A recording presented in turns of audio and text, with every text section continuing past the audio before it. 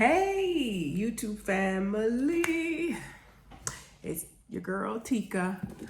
I am here and I am catching up with you.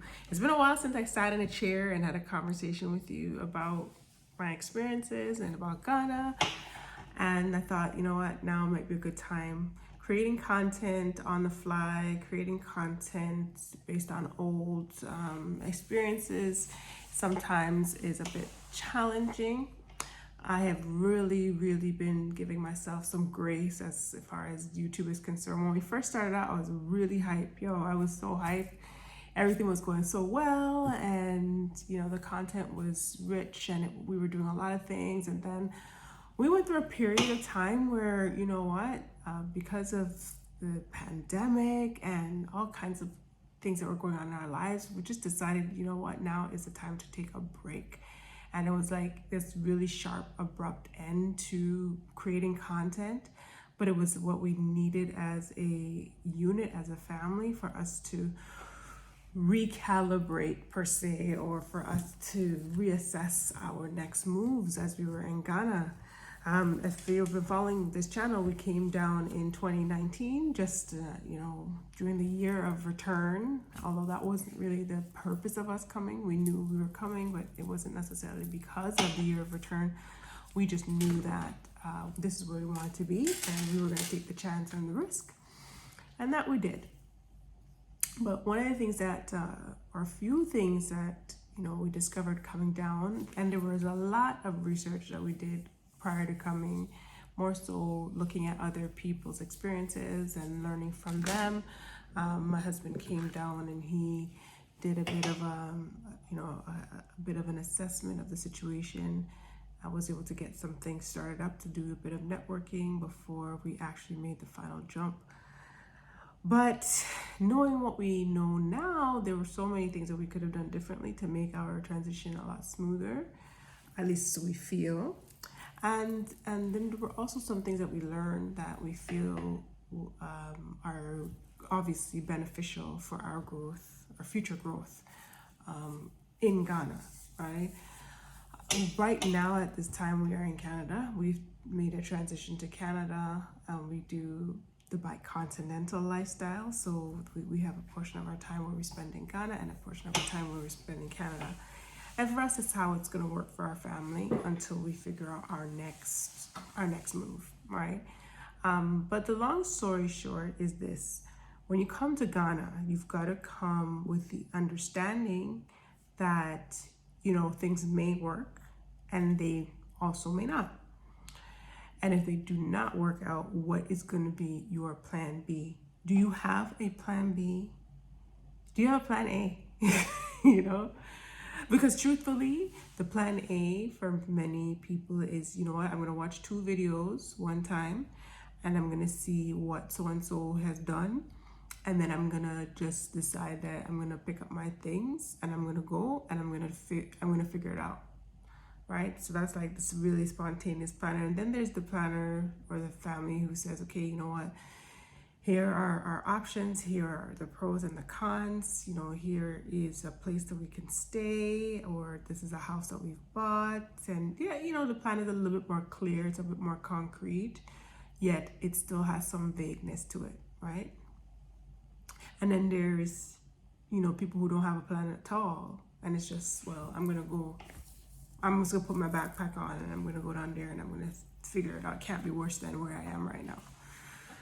And either way, whichever way you are in that on that spectrum, wherever you are on that in that decision-making process, each of us is gonna experience Ghana very differently. I remember one time I posted on another blogger's page. I commented that Ghana is a vibe, and as somebody who I assume based on the name is a native Ghanaian was like, no, it's not. And for me, that was like, although I very well have tried to cushion myself from the opinions of others, quite frankly, if you don't agree with me, that's fine. I don't care. Not because I don't, respect you as a person, but I don't care. Like, if you think that your viewpoint is different from mine, that's absolutely okay, because we are different people and we're going to have that. difference of opinion and different views. What I don't tolerate is disrespect, either for me or anybody else, right? I shut it down instantly. But I remember that person said, Ghana's not a vibe. And I was like, you know what?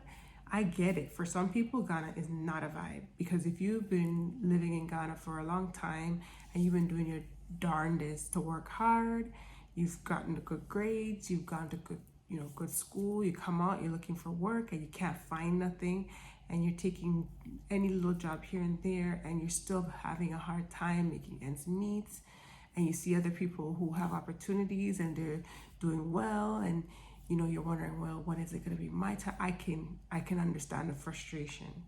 I get it, But when I said Ghana is a vibe, what I mean I'm speaking from the perspective of a diasporan, somebody who has had experience in North America, somebody who's had experience in a colonized place outside of Africa, and somebody who has,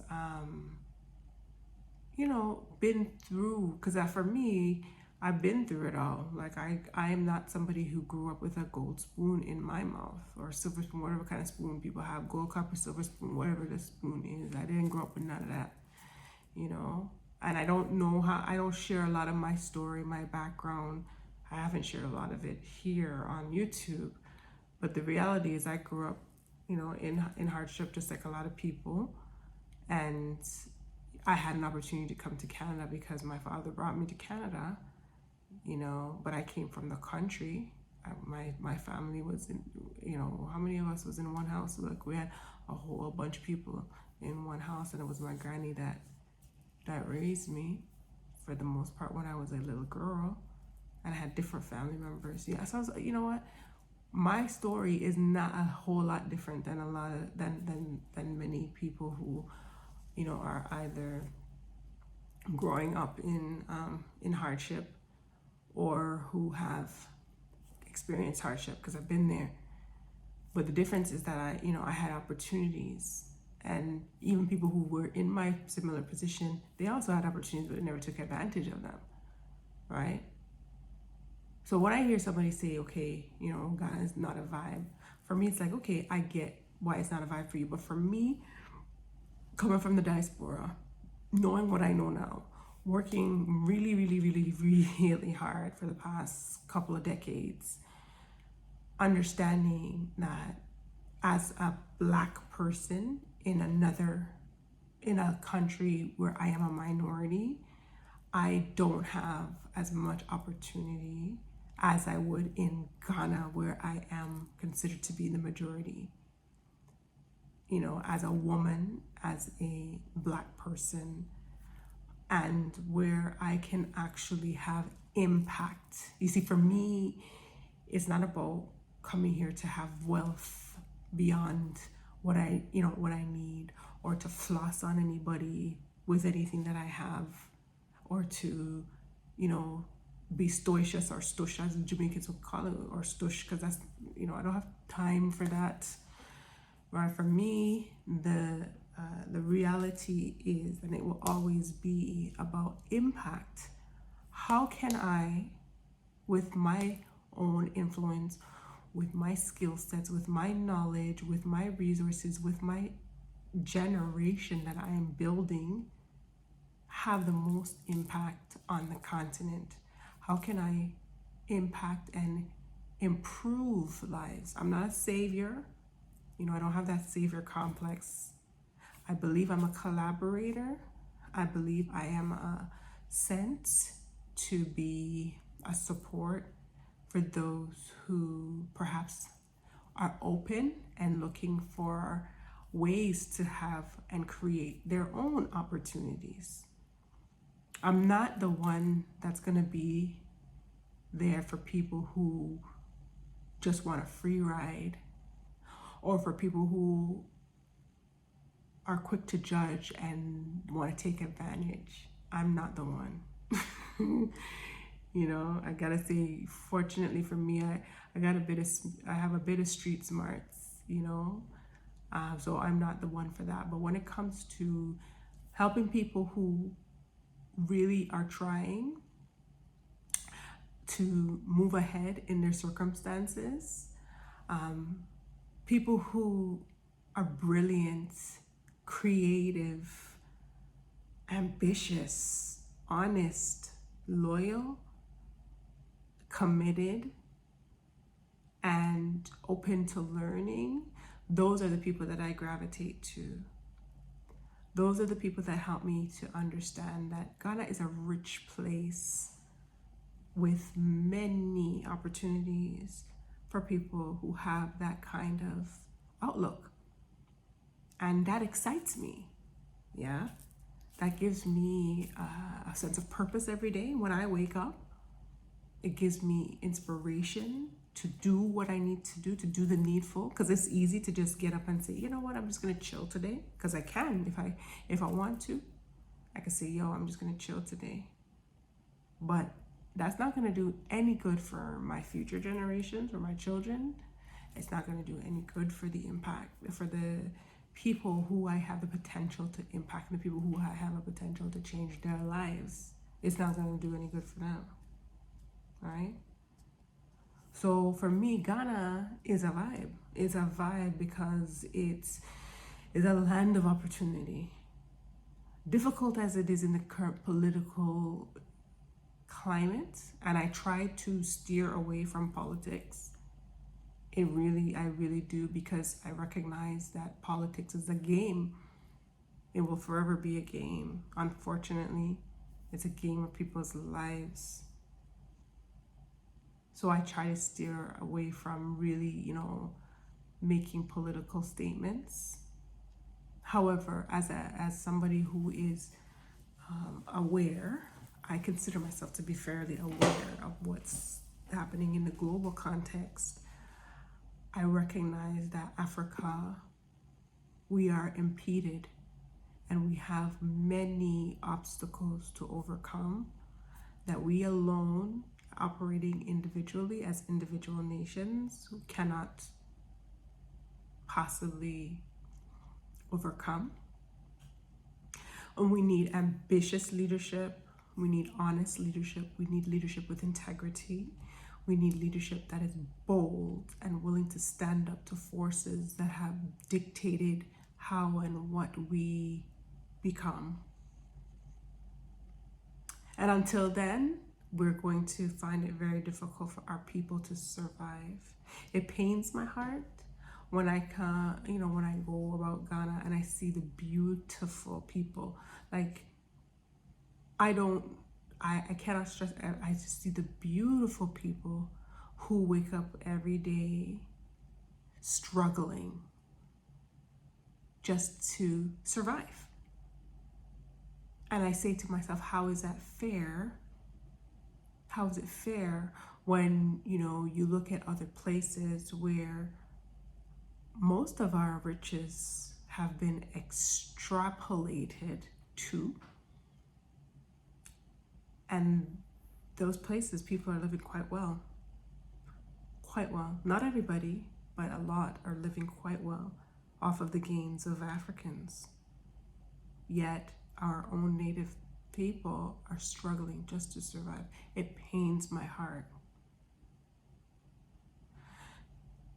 So, and I don't want to digress too much, but when I hear people who are native to Ghana, who've been here all their lives, who've not had an opportunity to travel, they say, you know what, you don't know what you're talking about. This place is terrible. I can't wait to leave this place. It doesn't make any sense. Ghana is this, Ghana is that, Ghana is this, Ghana is that. I can't say I don't understand where they're coming from, because for the little time that I've been in Ghana, I'm like, listen, there's so many things that just do not work. So many things that don't work. And it's so frustrating. It's like the land of frustration. But in the midst of that, there's this beacon of light. There's this beacon of hope. There's this strong possibility for peace and for restoration in this land.